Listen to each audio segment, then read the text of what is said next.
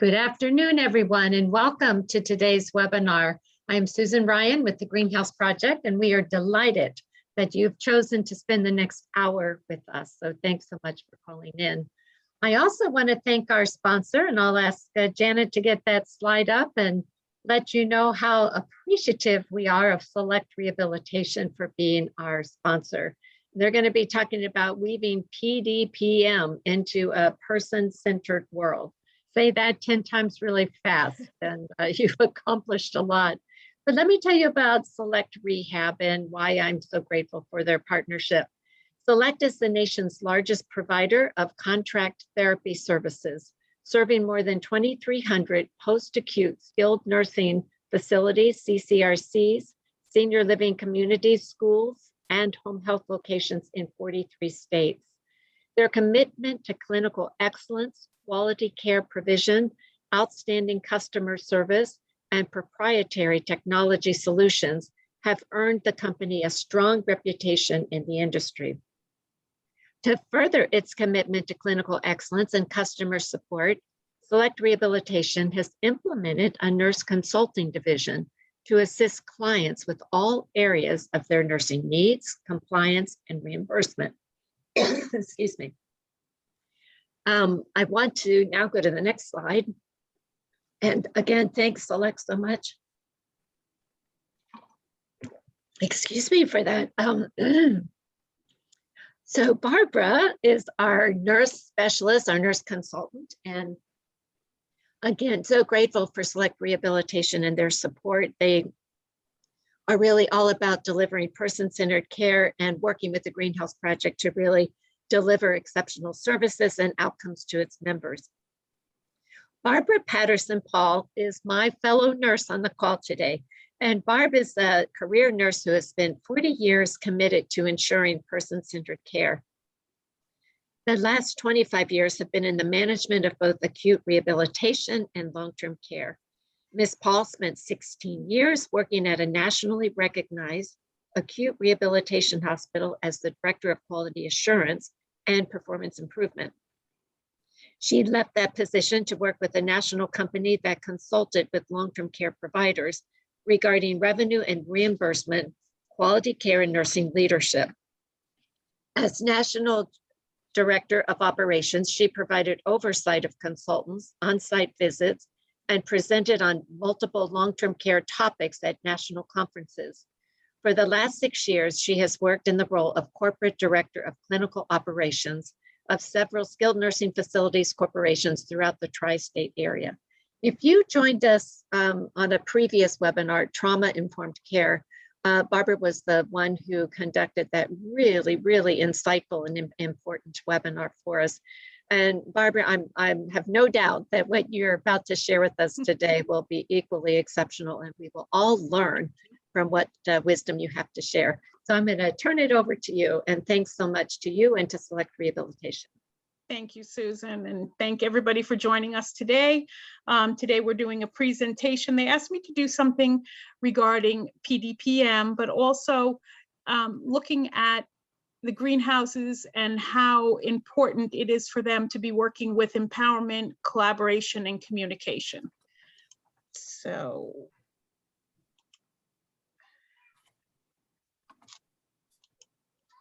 I think we have our slides up here, and we're going to get started. So the title of this is Weaving PDPM into a Person-Centered World.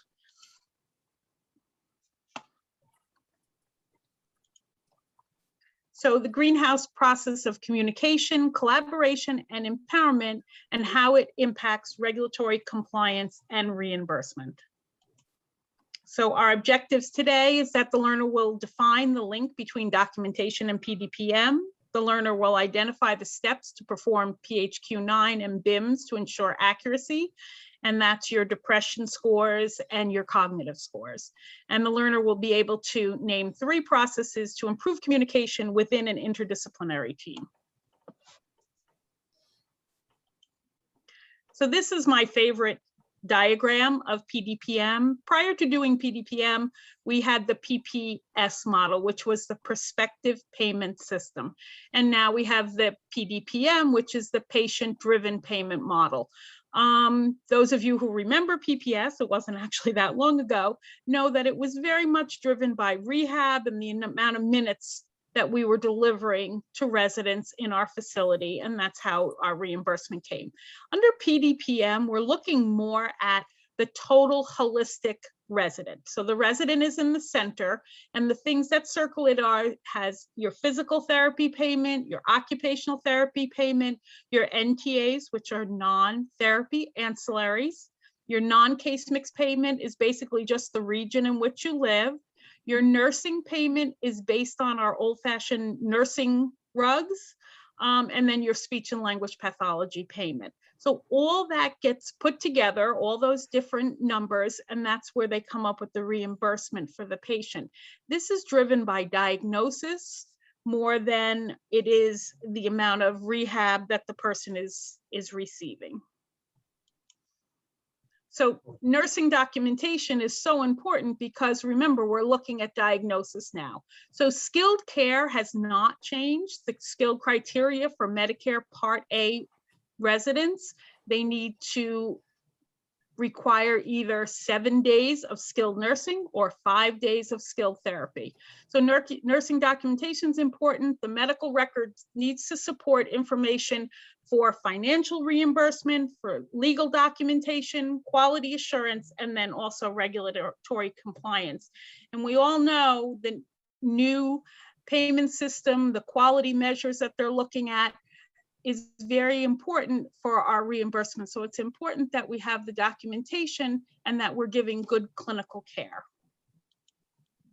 So the nursing documentation, those of us who went to nursing school, it follows the nursing process. You have an assessment, you have a diagnosis, expected outcomes, there's planning, implementation, and then evaluation. So that basically is what our care plans do. We have an assessment, then we put a nursing diagnosis in, we put in goals, which are expected outcomes, our planning, our implementation, what are our interventions, and then we have to look back at it, evaluate, and update our care plans. Guidelines for daily nursing documentation should be accurate, relevant, and consistent, clear, concise, and complete. Most of us now, I think, are using electronic medical records, but if we're still on paper, make sure it's legible and readable, and that it's logical, timely, and sequential. So when I see a nurse's note that says a resident went out for a doctor's visit, I like to see a note that says they returned. I don't like to wait. Sometimes you'll see two or 3 days, 2 or 3 shifts, and there's nothing, and then the next note might be about the patient or the resident has a fever. So you like them to be sequential, and you like to be able to tell a story with the nurse's notes. So nursing documentation should utilize a patient-centered approach, include actual work of the nurses, such as education, physical and psychological support. A lot of times I think we don't write things or take credit for what we've been doing all shift as far as what we're doing with the resident. A lot of times you go in, you do a finger stick, you say, Mr. Jones, your finger stick is 242, and so I'm going to have to give you some coverage now. It's regular insulin. That's all patient education, and we should be taking credit for that. Present objective clinical judgments of a nurse, satisfy the legal requirements, document in chronological order and avoid gaps, and document using appropriate forms. So now PDPM is the patient-driven payment model.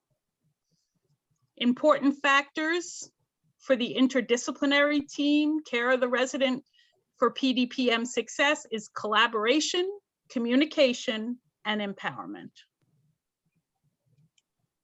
So collaboration enables you to work successfully towards a common goal with others. This involves communicating clearly, active listening to others, and taking responsibility for mistakes and respecting the diversity of your colleagues. And I know that collaboration is very, very important within the greenhouse system. important factors or skills for collaboration is to be open-minded, to communicate, organization, and adaptability. Sometimes as nurses, we can be a little territorial, and sometimes as therapists, they can be a little territorial, but it's very important in skilled nursing facilities that we be interdisciplinary so that we're all working towards the same goals. Care plans are supposed to be interdisciplinary. When I hear people say, oh, that's a nursing care plan, that's a speech therapy care plan, oh, that's the physical therapy care plan. No, they're all interdisciplinary care plans. And again, PDPM is driving us towards a holistic approach of taking care of that resident, the full resident, not just the dietary or nutrition part of the resident, not just the nursing part, but the whole resident. And so some of the behaviors for collaboration that I listed here, one of them is silo busting. So we know silos are like those tall, I'm not a farmer, but those tall buildings that hold grain, and they're very separate.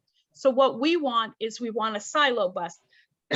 Excuse me, we don't want them to be separated. We want everybody to be working together, interdisciplinary, for the good of the patient and to have great outcomes. So you have to build trust, because otherwise people tend to be territorial. What do we say? Sharpening your soft skills. There's a way to talk to people and aligning your body language to it. So one of the things I see sometimes is a resident will get up and take himself to the bathroom because therapy's been working on that transfer and has told them, great, you've mastered this, you're going to be able to do this. And then the nurse goes in, finds them in the bathroom and says, wait a minute, why did you go to the bathroom by yourself? You should have called for help. And the patient or the resident says, no, therapy said that I could go to the bathroom by myself. So, you know, instead of going back to that therapist and saying, why did you tell them they could do this? I didn't know.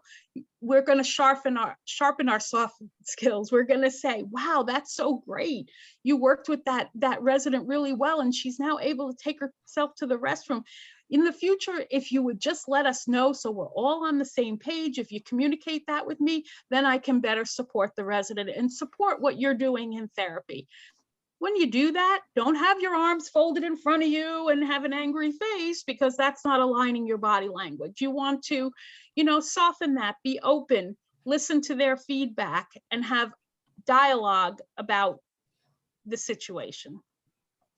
So empowerment, the degree of autonomy and self-determination in people in communities that enables them to represent their interests and the interests of the residents in a responsible and self-determined way, and acting on their own authority.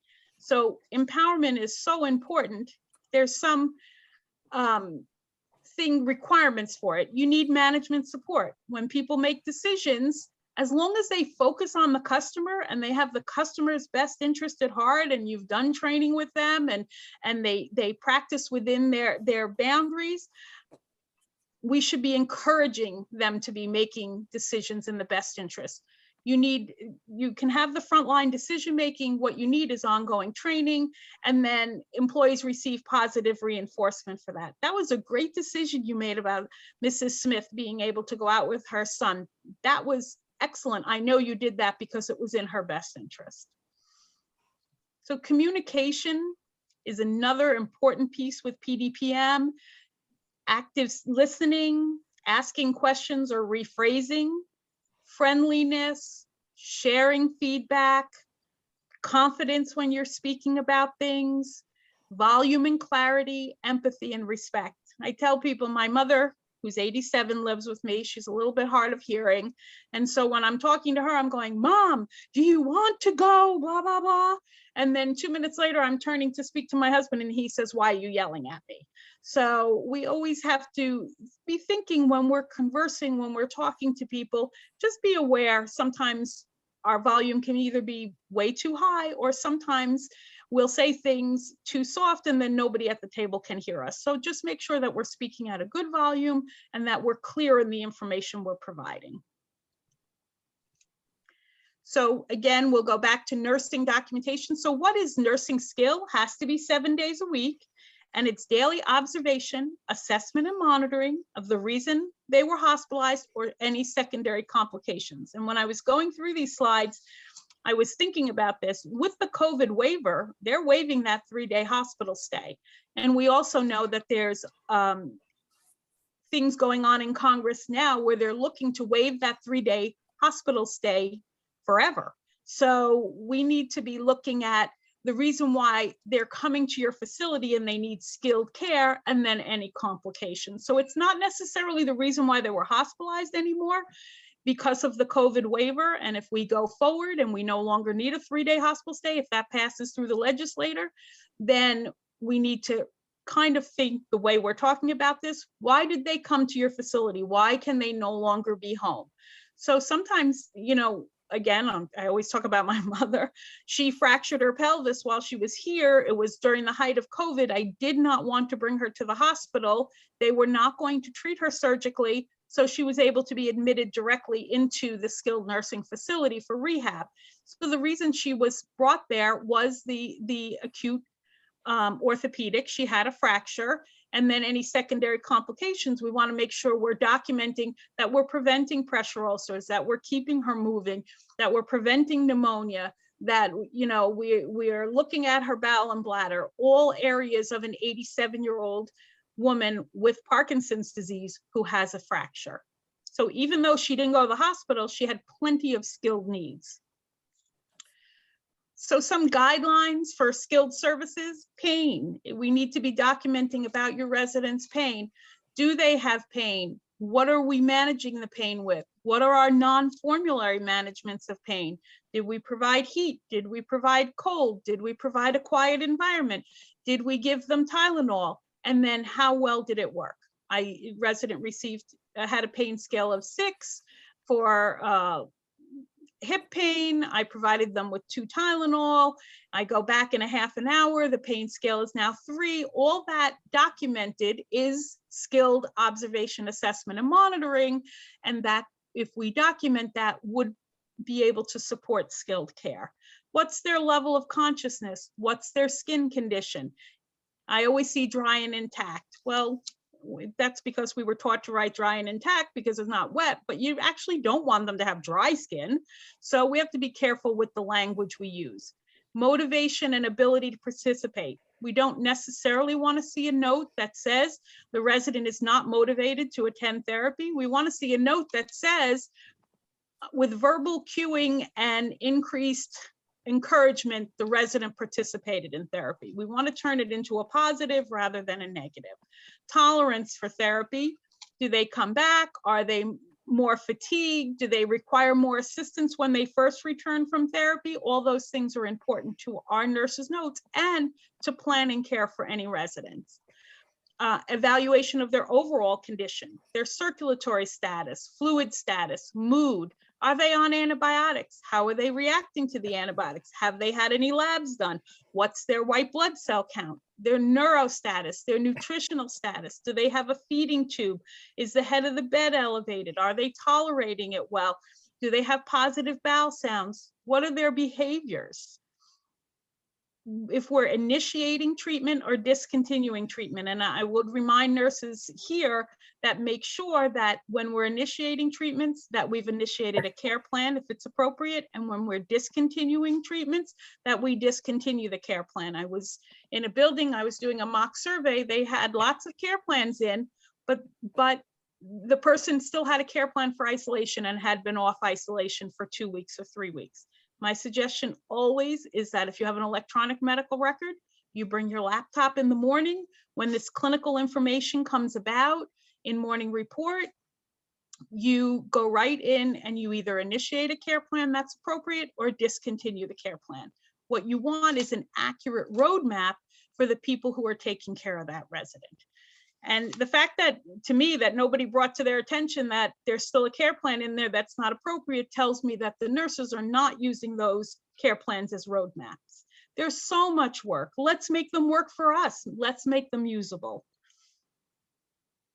So skilled nursing documentation includes management and evaluation of the resident's care plan, something I just talked about. Care plans are living, breathing documents. You need to be updating them and reviewing them.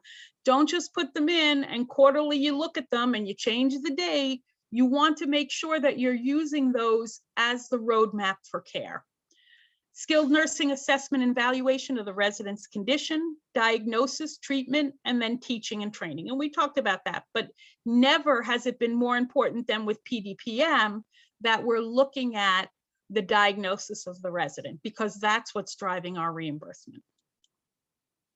Skilled nursing documentation, check vital signs for irregularities. Here, I'm just going to mention to you guys that what I see a lot of times is they put in parameters for hold orders. And it's one of the first things I'll check when I do a mock survey, because frequently it'll say hold for a blood pressure systolic less than 110, and I'll see 108, 106, 105, and they're still giving the blood pressure medication. So we just need to remember, if there's hold orders, they're there for a reason. And if we're taking the vital signs, that we're holding them for the hold orders. Respiratory status, lung sounds, oxygen use, administration of IVs, signs and symptoms of infection. So we're going to look at some of the PDPM categories. Extensive service category, if somebody has a tracheostomy, we want to know what the condition of the trach site is, the specific care that was provided, frequency, effectiveness of suctioning.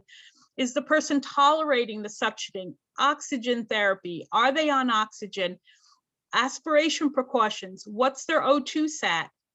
Do they have a speaking valve? Are we weaning them off oxygen? Do they have a trach collar? You want to make sure that all that information is there to support that category. Extensive services for vent care, suctioning, description of lung sounds again, respirations, type of suctioning, instruments used, amount and frequency, description, and a pulse oximetry. Is important to know that what we're doing for the vent or the trach or the suctioning is effective based on the pulse oximetry.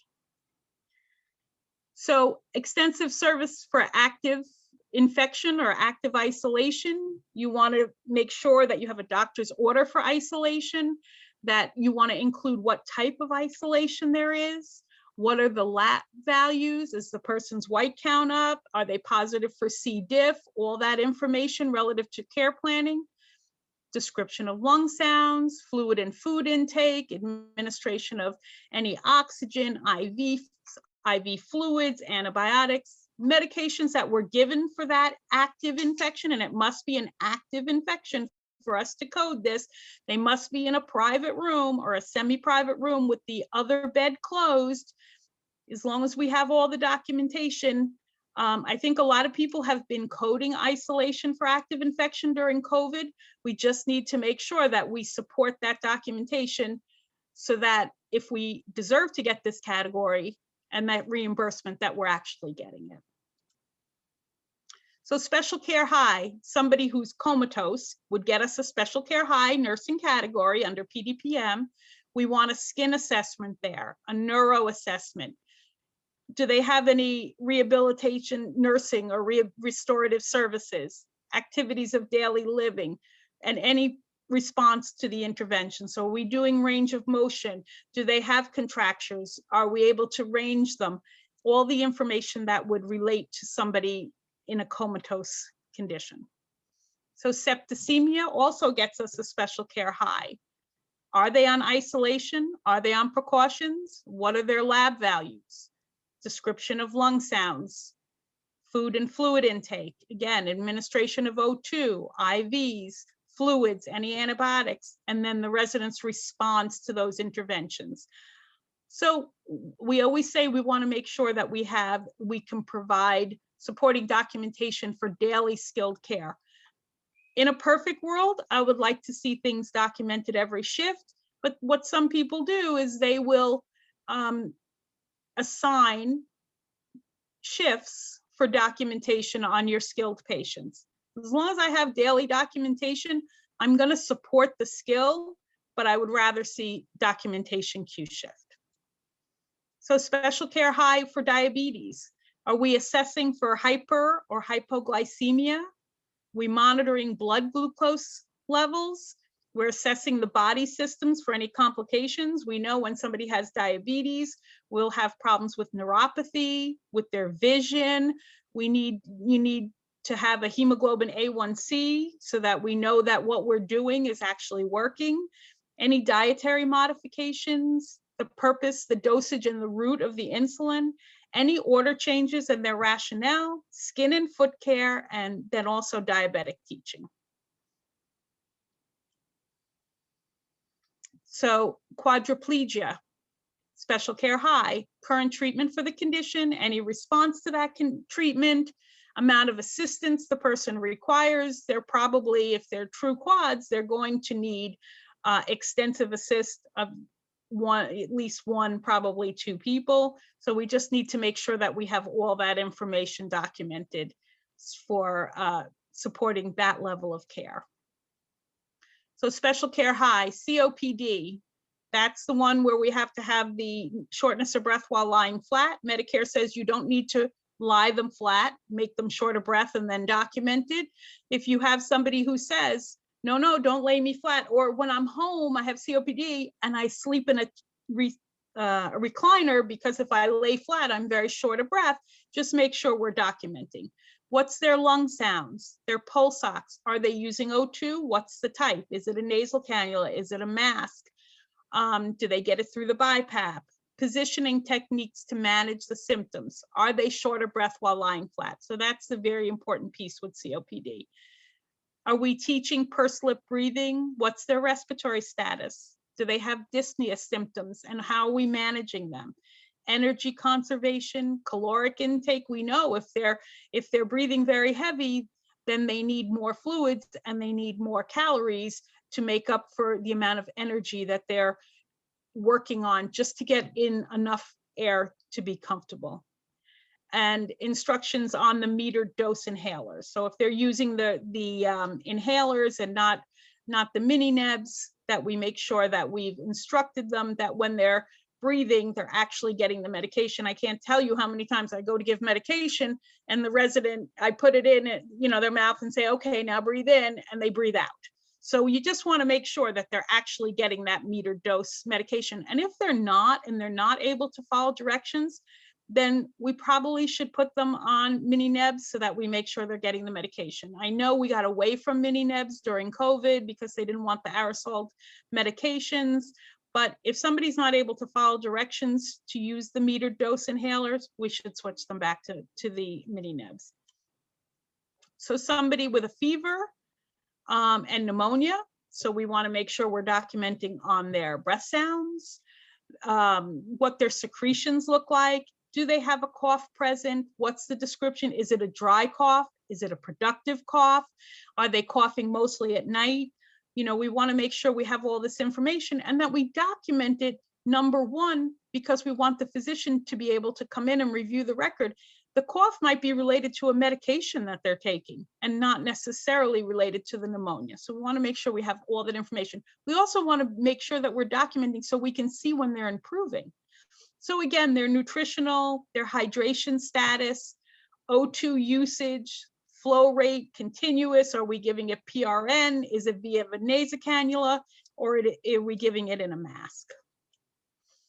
So fever, again, this time with vomiting, the amount of emesis, the color, the odor, the consistency, any interventions, residents' response to the interventions, nutrition and hydration. So you nurses, the nurses in the group who are not MDS coordinators, this is what MDS is always after you. They're looking for this documentation so that they can accurately code the MDS so that they're getting the right information, so that we're getting the resident into the right category for reimbursement.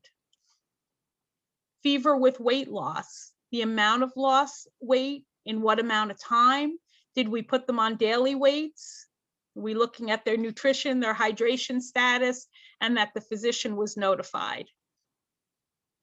Fever with a tube feeding, type of feeding tube, frequent assurance of correct tube placement. So before we do a feeding, are we listening? We're putting a little bit of air into the tube. Are we hearing the sound to make sure that the tube is in the right place? Do we have the head of the bed elevated? What kind of formula are we giving the person? The amount of the feeding, the frequency, is it being administered via a pump, or are we bolus feeding them? Or is it going into gravity with a sliding lock? nausea, vomiting, hydration and nutrition status, and interventions, response to the interventions, and are they taking any PO feedings? Are they eating anything at all by mouth? One of the things we know when the surveyors come in, they look frequently at anybody who's on a tube feeding who's losing weight. Because if you're on a tube feeding and we're getting the right amount of calories, you should not be losing weight. So special care high with parenteral or IV therapy. We need to know what the IV solution was and the rate. Was the solution administered via pump or via gravity? Intakes and output. What does the IV site look like? If it's a PICC line, make sure we have that information. Reaction, complications to the IV, and is the person having any pain? If I'm giving IV fluids, I'm also listening to breath sounds. I want to make sure I'm not putting this patient into failure. And I'm paying very close attention to the intake and output to make sure that whatever I'm putting into them, I'm getting back out. So respiratory therapy will get us a special care high. Its specific treatment was provided and the response to the treatment. Did they have dyspnea, any respiratory distress, pain, type, location?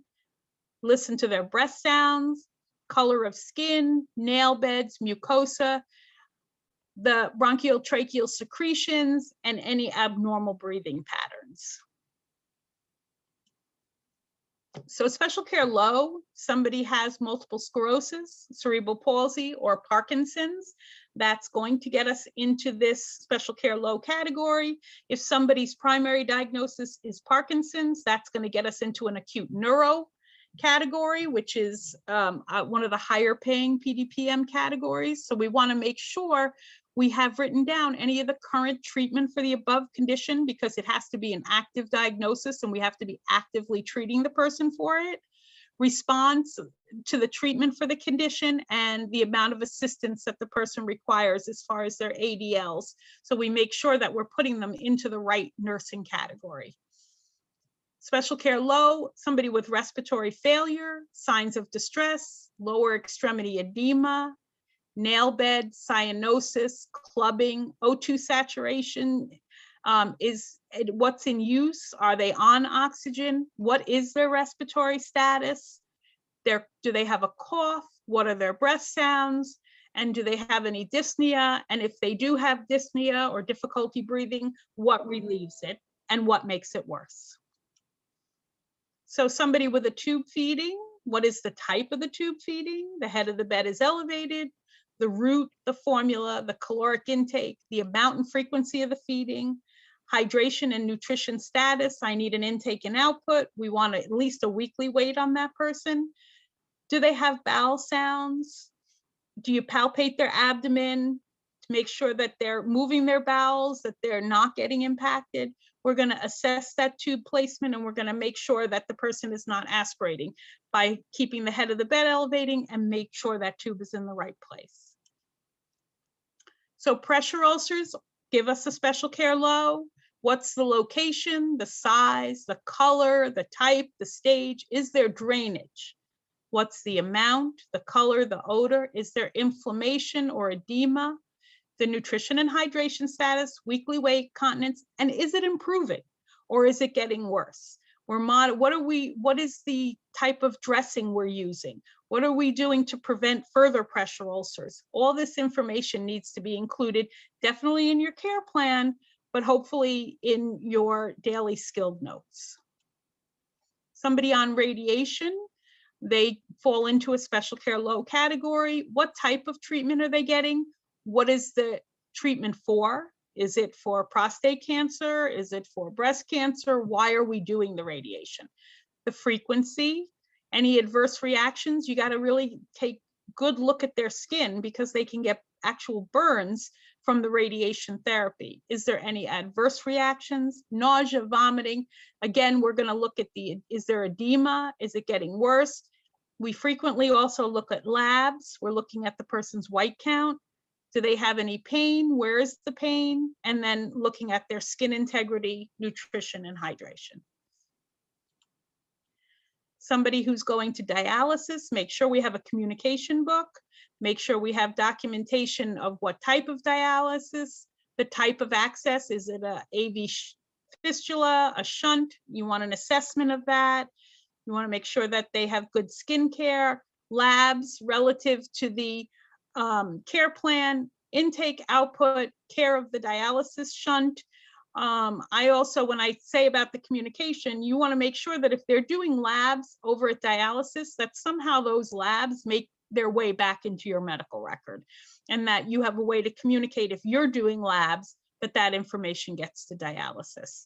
You also need to be sure that we have the person's weights to ensure that they're not keeping too much fluid on, we're not dialyzing them too much or too little. Clinically complex, somebody with pneumonia, so that's pneumonia without that fever. So we're looking at lung sounds, presence of rales, rhonchi, wheezes. What's their O2 saturation? Do they have secretions? If we're suctioning them, do they have the ability to cough and deep breathe? Do they have cyanosis or pallor? Their respiratory status, what's their rate? What's the depth, the effort, the pattern? How difficult is it for them to get that breath in? Dyspnea symptoms and management, O2 usage. Did we do a chest x-ray? What's the results of the chest x-ray? Are they on isolation? Do they need to be? What antibiotics are we giving them? Hydration, nutrition. We're just going to be documenting all the things we need to show that we're taking care of the person with pneumonia, so that we have the documentation that fits into the clinically complex category, and that we're able to show that we're caring for the resident. It's important for PDPM to have the documentation so we're in the right category, but it's more important that we clinically are treating the resident in the correct way. Hemiplegia. So do they need any airway support or breathing? What's a neurological assessment? Somebody with a hemi, chances are they had a CVA. So we're looking for these different symptoms, the dysphagia, aspiration, if they had had a stroke. Are we doing DVT management of the edema, skin assessment, positioning for that hemi? Sometimes they have special adaptive equipment for the hemi if they're in a wheelchair, so that they can keep their arm elevated so that they don't develop edema in that area. Surgical wounds or open lesions will also get us into a clinically complex category. What's the location, the size, the color, the type? If there's a stage, is it stageable? Is there drainage from the wound, the amount, the color, the odor, inflammation or edema? What kind of assistance do they require? Nutritional hydration, are they continent? And what preventative measures have we put in place? So for burns, we need a skin assessment, hydration status, how hydrated, interventions, response to those interventions. Does the person have pain in the area? And do they need more help with their activities of daily living related to the burns? So clinically complex, somebody who is on chemotherapy. This could be a chemotherapy they're taking every day, like an aromatase inhibitor in the building, or they could be going out for IV chemo. Either one will fit us into this category. The type, the frequency of the treatment, any adverse reactions. Does the resident have nausea, vomiting, their skin integrity? So just to make sure that the resident is not having any adverse side effects from the chemotherapy. Oxygen therapy. Somebody told me it only takes a whiff. So if somebody has used oxygen, even PRN oxygen in the look back period, we can use the oxygen therapy. We would need, or we would like, a respiratory assessment. Did they have shortness of breath? Were they in respiratory distress? Bilateral breath sounds, the color of their skin. Do they have pallor? Are they cyanotic? Are they using their accessory muscles to breathe? The oxygen, are they getting it via a nasal cannula? How many liters? Hydration status, an oximetry to show that what we're giving them is effective.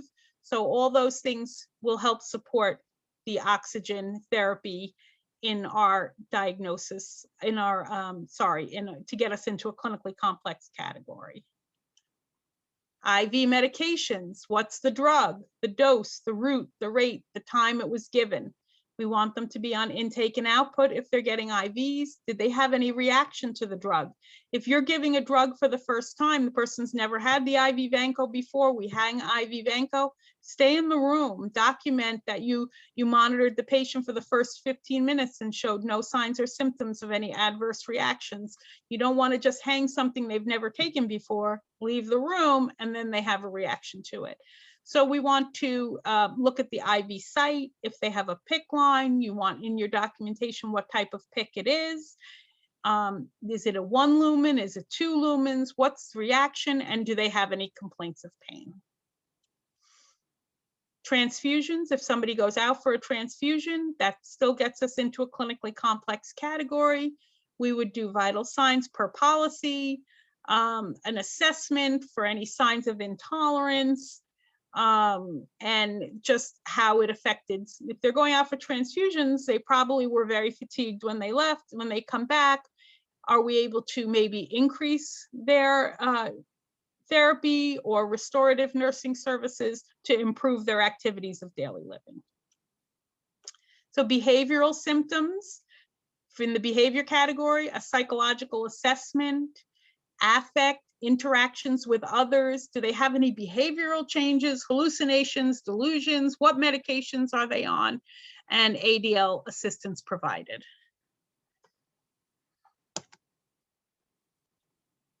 And cognition, the neurological assessment, ability to perform your ADLs, what's their hydration status, and are they getting nursing rehab services?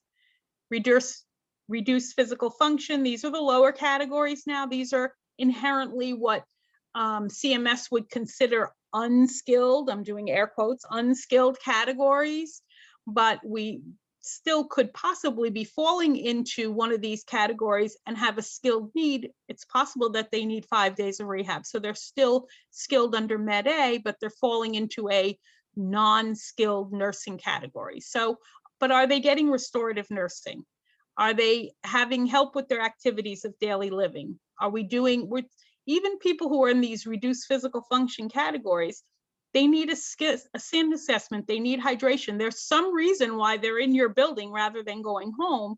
So we want to make sure we have the documentation. So reduced physical function, if somebody's in restorative nursing, you need specific services provided. What were their goals? What approaches we were using to attain those goals, nursing documentation to be specific for functional status on a daily basis, and then the resident's response to those. The other reason why I like restorative nursing, because I believe that it's a great program for residents, but there are also a lot of times, if you're in restorative nursing, it's how we pick up that change in physical activities for the person. They were walking 50 feet with the CNA for restorative nursing, and now they're not able to walk 30 feet anymore. That's a reason the CNA should go to the nurse, and then we should refer them to therapy for an evaluation to see if there's something going on with them that we can improve so that they can go back to walking 50 feet. The difference sometimes is the difference between being able to walk to the bathroom, walk to the dining room or the day room, or not being able to walk. It's a big change in somebody's life. Mobility is so important for independence in a skilled nursing facility. So section GG is now, we always looked at section G for our ADL. So now we're looking at section GG when we're looking at PDPM. It's part of our PDPM category. It's the amount of nursing staff, assistance required with bed mobility, transferring, toileting, any changes from the baseline, specific activities of daily living provided, any assistive devices that somebody's using, how's their safety during transfers. A lot of times I know I'll watch a resident transfer in the skilled nursing facility, and what's the first thing they reach for? The overbed table that's rolling away from them as they're trying to stand up. So that is not a safe transfer. Do they have the ability to sequence or follow instructions? Mrs. Smith, first lock your brakes, Put your hands on either side of the wheelchair, push up. Can they follow those instructions that you've sequenced for them? And then your response to the interventions. My suggestion always is you get in front of the resident, you make sure you make eye contact with them when you're giving them directions, and see if you can get them to follow you so that they'll be able to safely transfer. So phrases to avoid in our nursing documentation: custodial care or maintaining. We want to make functional gains. We really don't want to maintain somebody. Out of the facility on pass. Poor or fair rehab potential. Stay away from the word poor. Inability to follow directions. Refuse to participate in treatment. The person has a chronic condition. They're not motivated. Extreme depression. A lot of times I'll see this depression documented, and then when we go to the PHQ-9, the person is not, according to the PHQ-9, the person's not depressed at all. So we want to make sure before we use a word like extreme depression that we actually have the right information. Little change or status quo, the person plateaued or they're ambulating ad lib. So we just want to avoid those phrases because they don't support skilled care. So another part of the PDPM reimbursement of the categories is those non-therapy ancillaries. You hear them described as NTAs. The strategies to make sure that they're all captured, and generally speaking, the NTAs, we only capture on that first assessment, that 5-day assessment. So it's important to get all the information we can right away. The MDS Assist tool that Select has is amazing at reviewing medical records and ensuring that we're capturing everything correctly. But you can also interview the resident's family, the resident, if they're able to tell you, communicate with medical providers, therapy staff, consultant physicians, review the hospital record fully, including the medical history. I know it's very time consuming. That's why the MDS can really, the MDS Assist can really help that because it can scan all those pages very quickly, accurately include in the medical record. So if you're picking up a diagnosis from the hospital record, and they're still being treated for it in your facility, they're being treated for the pain of the arthritis or something, just make sure that those diagnoses are documented as active diagnosis, and then collaborate with the attending MD to ensure all pertinent diagnoses are on that active diagnosis list. It has to be an active diagnosis for the MDS coordinator to be able to code it in section I. So here's just a copy of the non-therapy ancillaries. They're based on a point value. So each time you get to a different point cut, it will increase your level of reimbursement. So somebody who has HIV or AIDS, I know in some states that is only found on the UBO. It's not found in the MDS because it's not allowed to be coded there, but that gets you 8 points.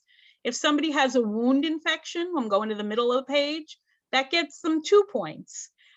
So there's all these morbid obesity, we get 1 point. So all these point values add up to impact that non-therapy ancillary score that impacts revenue. And the revenue for the non-therapy ancillaries is tripled in the first 3 days. So it's really important that we get it into the MDS on the 5-day, that we get the information, and that we have documentation to support it. So,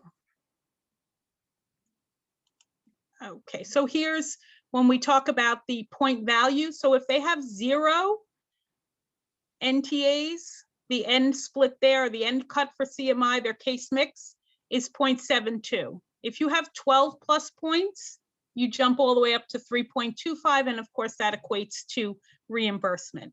So I have to tell you, I rarely see 0 because I'd have to look back. I believe diabetes gets us 2 points. So right there, you jump up to 0.96. So it's important that we capture all those NTAs, that we document on them, and that we make sure that we have supporting documentation if we go through a review to make sure that we're able to, we did all there, we took care of the person, make sure you're documenting it so we get the reimbursement for it. So really, really, really important now is the voice of the resident. And the voice of the resident is in there's several interviews. So the BIMS and the PHQ-9. The BIMS is a standardized assessment to review the cognition of a resident. It's important to complete this assessment to establish a baseline and to help determine if the resident is improving or declining. I know in buildings where I worked for years, we've always included that BIMS on our accident and incident reports. We use the BIMS frequently when we're doing an investigation because we want to be able to establish the person's cognitive level. You know, sometimes the person's been there a couple of years and you go to the door and they say, sock blue bed, get away from me. So I think that it's important that we get the baseline, we know where we stand, and then we know from there. Because as nurses, we know if somebody has a decrease in their cognition, there could be something medically going on, and we want to look at that more closely. PHQ-9 is a standardized assessment to evaluate the person's mood. It's not meant to diagnose depression, but it can assist us in care planning. The BIMS and the PHQ-9 give you an opportunity to use your communication skills, to collaborate with your team members and the residents, to empower you to use the techniques that you've learned to ensure MDS accuracy, develop a care plan, and impact revenue. So in some buildings, I know the BIMS now is being done by speech therapy. In some buildings, the PHQ-9 is being done by the psych groups that come in. And in other buildings, the MDS coordinator does them. And in some buildings, the unit nurse or the nurse manager does them. What I would say to you, or social work in some buildings, is it should be somebody who the resident is comfortable with and will speak with. So interview techniques, introduce yourself, ensuring you have open body language. Be sure the resident can hear you. I know when we first went to these interviews, 7, 8 years ago, they talked about those amplifiers, and I don't think they're a bad idea. If the person doesn't have a hearing aid and you know they're hard of hearing, you might want to purchase a couple of them that you can use where you can speak into it and the resident has the headphones so that they can hear you and be able to answer you accurately. Otherwise, you know what they say, yeah, but they really can't hear you. So we should ask whether the resident needs an interpreter, whether it's a different language or sign language. Find a quiet, private area. I know that's not easy in COVID. We're not taking them out of their rooms. We're not, so they have a roommate, but we're just doing the best we can. Sit where the resident can see you and clearly see your facial expressions, your body language, and then establish rapport. We're going to explain the purpose of the questions to the residents, say and show them the item. Again, back 8 years ago, they had made these big cards where we could show it to them. You should have them available. I don't know that we use them that much anymore, but we should have them available. Ask the questions as they appear. So remember, these are scripted interviews, but that doesn't mean that you cannot clarify or speak to the resident about them. Break the questions apart, clarify the responses, and break up the interview if the resident becomes distracted or is not able to participate. So the BIMS, this section is intended to determine the resident's attention to orientation, ability to register and recall information. These items are critical and crucial for care planning decisions. So in the MDS, it's C0200 to C0500, and that's your BIMS. So the first question, I'm going to ask you to say 3 words. And after I've said them, can you please repeat them? It's sock blue bed, and it's self-explanatory. If they can't repeat any, it's 0, 1, 2, or 3. Then I'm going to ask them, please tell me what year it is right now. What month is it right now? What day of the week it is? And then we're scoring that. Now I'm going to go back. Let's go back to the earlier questions. What were the 3 words I asked you to repeat? So again, I'm going to go to my mother. She was in a skilled nursing facility and they asked her this, and she knew blue and she knew bed, but she didn't remember sock.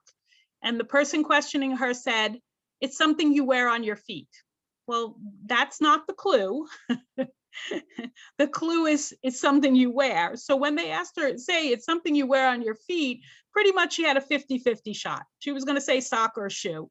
So you got to actually give the clue the way it's written. So it's something to wear, it's a color, it's a piece of furniture. And again, we score that the way this is scored. If they can't recall it, they get 0. Yes, after queuing, it's a piece of furniture, they get 1 point, and yes, after no queuing, they get 2 points. And we calculate that to come up with the person's BIM score.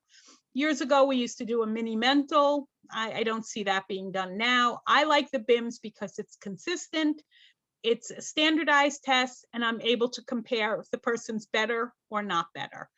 Enhanced communication and assistance, direct nursing interventions to facilitate greater independence, maintain a safe environment, detection of abrupt or any changes, and determination of skilled rehabilitation interventions. So the PHQ-9, the intent of this section is to address any mood or distress, a serious condition that is undiagnosed or undertreated in nursing homes. Studies show us that 40% of nursing home residents are depressed, but I will tell you that often I see PHQ-9s and I'll have many facilities with 0 depression scores. It's important to note that the coding and presence of the indicator, it doesn't mean they're necessarily depressed, but it does pick up that subtle change or something that's going on with that resident that we may be able to care plan for and we may be able to help. So signs and symptoms of mood distress, identifiable, treatable, assessing and coding. This section does not assign a diagnosis of depression. Facility staff should incorporate these indicators when developing their care plan. So depression can be associated with psychological or physical distress, decreased participation in therapy, decreased functional status, and it adds to poor outcomes. So here's our PHQ-9, if you haven't seen it before. Again, the question is, do you have little interest or pleasure in doing things? Are you feeling down, depressed, or hopeless? What I say to people is these are or questions. So I'm going to ask the person, are you feeling down? If they say yes to that, I don't have to ask if they're depressed or hopeless. I then go on to the frequency. And then I usually start with number 3 and I say, is it nearly every day? Is it half or more of the days? Or is it several days? And then you score column number 2. If you were to ask my mother right now, are you feeling down, depressed, or hopeless? She would say no, because she really is only hearing the depressed or the hopeless, but I'm sure she feels down sometimes. So it's important for us to use the or questions. Remember, a lot of our residents do have cognitive issues. A lot of elderly people don't want to admit that they're depressed or that they're feeling down, or they don't want you to tell their daughter that they're feeling down. So it's just important. Poor appetite or overeating. I ask those, do you feel like you have a poor appetite? You think you're overeating? I ask them as 2 separate questions. So the coding is here, symptoms or presence of it. Okay, we went through this. So here, 1 through 4, minimally depressed, 5 through 9, mild, 10 to 14, moderate, 15 to 19, moderately severe, or 20 to 27 is severe. So PHQ-9 can identify causes and contributing factors, can identify interventions that could address symptoms in an interdisciplinary way. It reduces the risk of mortality. It tracks symptoms and how they've changed over time. So that's the other thing, is the person didn't feel down, hopeless, or depressed the first time we did it, but the second time they said yes, we want to really look at that. So section D is used to calculate in the special care high, special care low, and clinically complex. And a score of 10 or higher will give you an N split that will increase your reimbursement. Interview staff that knows the resident. So if you're doing the staff interview rather than the resident interview, just interview the staff that knows the resident well, collaborate with staff across all shifts, and conduct the interview again in an area that protects the resident's privacy. And so in conclusion, empowerment of nursing staff to complete the overall assessment of the MDS and care planning accuracy have a significant impact on state survey outcomes, quality measure reporting, and reimbursement. And in order to achieve the success in this process, the staff should have ongoing education and the opportunity to conduct the interviews appropriately, using communication skills to ensure the residents' comfort level, provide for their privacy, and allow them to voice their feelings, and successful identification, care planning, and treatment by the interdisciplinary team in a collaborative way are vital to improve quality of life and the best possible outcomes in your population. And that's it. Great, Barbara. That was amazing. So much great detail in there. Really appreciate having you here today and taking the time with us. I am here. I'm Alex Banco with the Greenhouse Project, and I'm here to announce just some quick housekeeping about NAB and nurse hours. You're going to see a link in the chat box. It's a SurveyMonkey link, so you can receive those NAB and nurse hour credits for today's presentation. Keep in mind, you had to have been here live for today's presentation to get those credits. And also, just want to remind everybody that today's presentation, you'll be receiving an email, I think you saw it in the chat box, with a link to the recording and also a PDF of Barbara's presentation. Feel free to check back in on it, share it with your coworkers, because there's a ton of great information in there.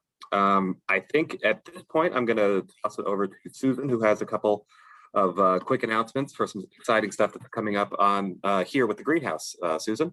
Yeah, thanks so much, Alex. And again, I want to add my thanks to you, Barbara, for giving us an incredible amount of information. And I guess as a nurse, I just really appreciated kind of the nurse lens by which you took us through so carefully through so many of those slides. So you've given a lot. So thanks to our participants, attendees today who stayed with us through the whole thing. You got a lot out of this.